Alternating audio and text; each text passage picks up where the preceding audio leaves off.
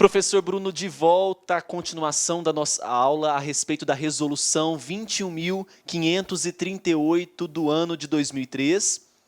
Bem, nós na aula anterior, no bloco anterior, estávamos abordando a respeito tanto do alistamento eleitoral, quanto da transferência, da revisão e também da emissão de segunda via.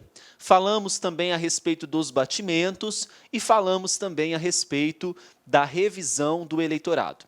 A partir desse momento, nós abordaremos um tema muito interessante, que é a respeito da justificação do não comparecimento à eleição. Muito bem, nós sabemos que somos obrigados a comparecer à sessão eleitoral para a realização do voto, principalmente se nós temos entre 18 e 70 anos. Agora, se nós não comparecemos, nós precisamos justificar perante a Justiça Eleitoral o porquê que nós não comparecemos. A Justiça Eleitoral precisa entender o motivo pelo qual nós não comparecemos à votação, né? Então, nós precisamos entender que nós temos prazos para essa justificativa eleitoral. Quando eu falo, então, da justificação do não comparecimento à eleição, o que nós precisamos entender? Que existem determinados prazos, olha só, para justificativa. Então, prazos para justificativa. Que prazos são esses? Observem o seguinte: se eu estou no território nacional, eu tenho até 60 dias após a realização da eleição para me justificar perante a Justiça Eleitoral. Então, se eu estou no território nacional,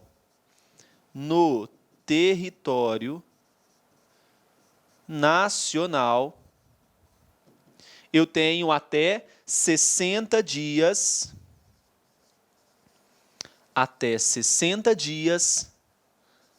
após a eleição,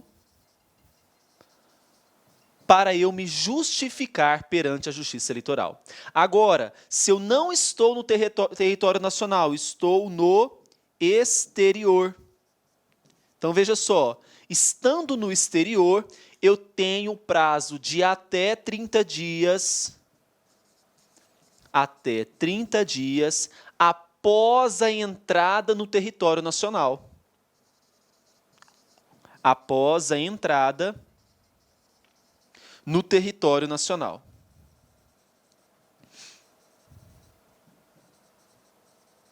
Após a entrada no território nacional. Então, veja, prazo para justificativa, até 60 dias após a eleição, estando no território nacional, e no exterior, até 30 dias após a entrada no território nacional.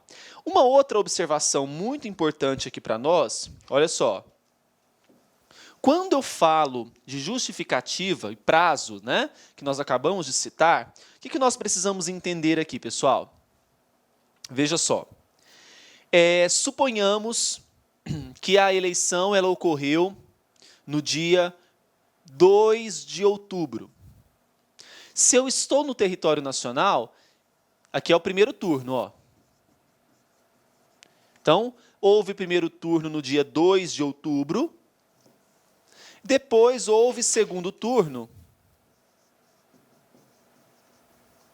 no dia 29 de outubro, suponhamos.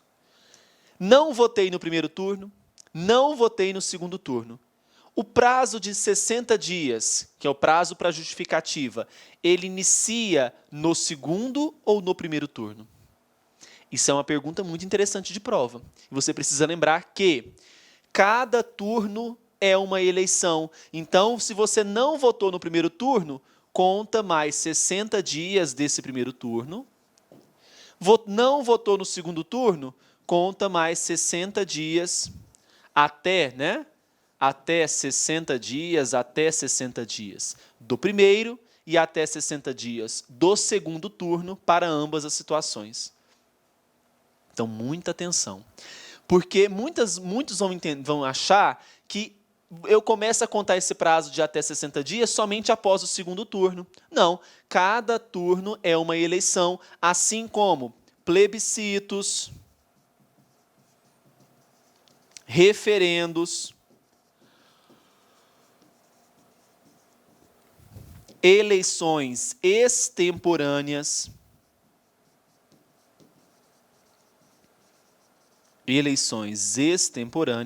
aquelas que são realizadas fora da época, né? Alguns municípios sofrem isso. Então, tudo isso daqui é considerado eleição. Se você não votou no plebiscito, plebiscitos, né? Se você não votou no plebiscito, conta mais 60 dias também do plebiscito, assim como contará mais 60 dias do referendo, assim como contará eleições extemporâneas e assim sucessivamente. Tudo bem? Ficou claro para você o que isso significa? Então, quando eu falo de justificativa eleitoral, eu tenho que separar. Eu estou no território nacional? Se sim, se eu estou no território nacional, conta 60 dias da eleição. Se eu não estou no território nacional, conta-se 30 dias após eu colocar os pés no território nacional e não da eleição. Tá bom? Muito bem. Vamos apagar aqui, já fizemos o exemplo. Então, nós temos alguns casos importantes que nós acabamos de citar, né? Então, veja, o eleitor que deixou de votar e não se justificou perante o juiz eleitoral até 60 dias após a realização da eleição, incorrerá em multa imposta pelo juiz eleitoral. Ficou claro isso para você, não ficou? Para o eleitor que se encontrar no exterior, na data das eleições, o prazo de que trata esse caput será de quantos dias? 30 dias contados do seu retorno ao país. Ok? Então, para o eleitor que se encontrar no exterior, na data do pleito, o prazo de que trata esse caput será de 30 dias contados do retorno. Pus o pé no país, inicia-se o prazo de 30 dias. Beleza? Bom, esse pedido de justificativa, ele é dirigido a quem, pessoal? Se você está no domicílio de inscrição, é claro que você vai fazer esse pedido ao seu juiz eleitoral do domicílio de inscrição. Mas olha só o que diz a própria legislação eleitoral. Será sempre dirigido ao juiz eleitoral da zona de inscrição, podendo ser formulado numa zona eleitoral em que se encontrar o eleitor, a qual providenciará sua remessa ao juízo competente. Ok? Então, você pode fazer essa justificativa perante um juiz eleitoral diverso, um juiz eleitoral que não seja aquele de origem, aquele que você fez a inscrição inicial, fez o próprio alistamento eleitoral. Tá certo? Bom, você paga uma multa se você não se justifica. Se você não vota no prazo, se você não vota e não se justifica no prazo, incorre em uma multa. E a mini-reforma eleitoral de 2013, ela abriu uma possibilidade de parcelamento dessa multa. Agora, essa multa ela poderá ser parcelada em até 60 vezes. Olha só, você pode parcelar as multas, que é um direito do cidadão, então é um seu direito, é um direito como eleitor ou candidato e até mesmo dos próprios partidos políticos, podendo ser parceladas em até 60 meses. Olha só, parcelamento em até 60 meses, desde que não ultrapasse o limite de 10% de sua renda. Então, não poderá ultrapassar o limite de 10% de sua renda no caso da multa eleitoral. Tá? O eleitor que não votar e não pagar a multa, caso se encontre fora de sua zona eleitoral e necessite prova de quitação com a justiça, poderá efetuar o pagamento perante o juízo da zona em que estiver. E o valor da multa, gente, vocês não têm noção de tanto que é alto. É até uma piada, né? Hoje, acredito que esteja por eleição, o valor de R$ 3,40 e alguma coisa. Né? Então, veja que é um valor muito alto, não é? Muito baixo, na verdade, pessoal. Então, se você não vota, você paga por eleição R$ 3,42, se eu não me engano, né? A gente precisa depois, esses valores sempre estão sendo atualizados. Então, vamos depois confirmar isso, né? Olha só, o alistando ou o eleitor que comprovar na forma da lei seu estado de pobreza perante qualquer juiz eleitoral ficará isento do pagamento da multa. Então, a multa ela não é para todos. Se algum indivíduo, algum cidadão comprove que não tem condições financeiras, comprova o seu estado de pobreza, ele fica o quê, pessoal? Isento do pagamento dessa multa.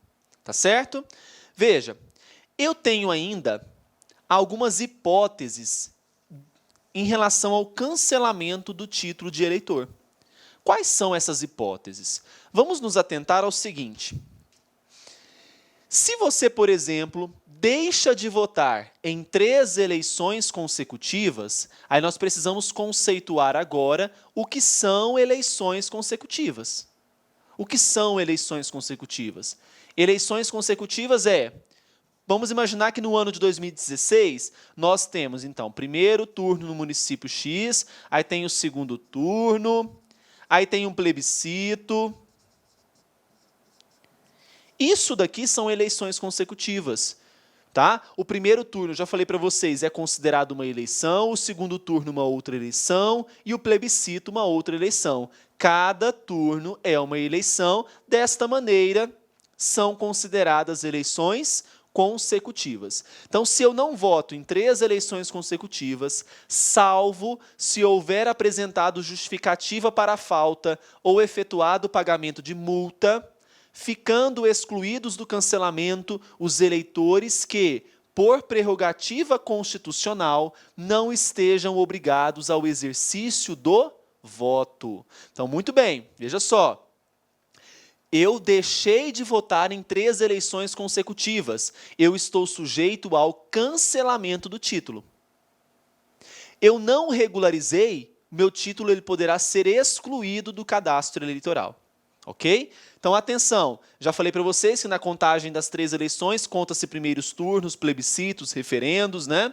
Não estará sujeita à sanção a pessoa portadora de deficiência, olha só, que torne impossível ou demasiadamente oneroso o cumprimento das obrigações eleitorais relativas ao alistamento e ao exercício de voto. Então, veja, é importante que nós saibamos que o alistamento eleitoral e o voto são obrigatórios para os portadores de necessidades especiais. Agora, se o exercício desse direito for considerado demasiadamente oneroso, demasiadamente custoso, dificultoso, aí sim o juiz eleitoral poderá fornecer uma certidão que os isente dessa obrigação. Tá? Mas, em via de regra, é obrigatório o alistamento e o voto aos portadores de necessidades especiais. Combinado? Ficou claro isso? Muito bem. Então, essa é a primeira hipótese, né? Deixou de votar em 3 eleições consecutivas. Vamos agora averiguar a segunda hipótese. A segunda hipótese se refere à duplicidade e pluralidade de inscrições. Então, o que é a duplicidade? É quando eu encontro 2 inscrições para o mesmo eleitor. E a pluralidade? Quando eu encontro mais de 2 inscrições para o mesmo eleitor. Esta também é uma hipótese de cancelamento do título de eleitor. Tá? Próximo, hipótese de cancelamento, falecimento. Óbvio, faleceu o eleitor, o seu título é cancelado. E como que a Justiça Eleitoral ela sabe que houve o falecimento? Porque nós temos o envio de uma relação com os óbitos que ocorreram naquele mês. Quando que é feito isso? Veja, até o dia 15 de cada mês, o cartório do Registro Civil enviará ao respectivo juiz eleitoral a relação dos óbitos dos cidadãos alistáveis para cancelamento das inscrições. Então, até o dia 15 de cada mês, o cartório de registro civil encaminha para o cartório, né, para o juiz eleitoral, a relação dos óbitos daquele momento, né, daquele período que foi averiguado. Ok? Muito bem. Próxima hipótese de cancelamento, a suspensão dos direitos políticos. Lembrando que a suspensão ela é temporária. Quais são as hipóteses de suspensão dos direitos políticos? Veja. Primeira hipótese, sentença condenatória com trânsito em julgado. As questões às vezes trarão para vocês informações que coloquem independente de trânsito em julgado. Não. Então, são sentenças condenatórias com trânsito em julgado, mesmo que em liberdade condicional. Próxima hipótese de suspensão. Conscritos, que são aqueles brasileiros do sexo masculino entre 17 e 18 anos, que estão prestando serviço militar obrigatório. Muito bem.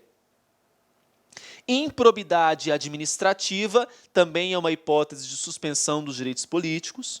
Recusa de cumprir obrigação a todos imposta ou prestação alternativa. Então, aqui nós temos uma hipótese de o quê, pessoal? De cancelamento do título de eleitor por suspensão dos direitos políticos. Muito bem.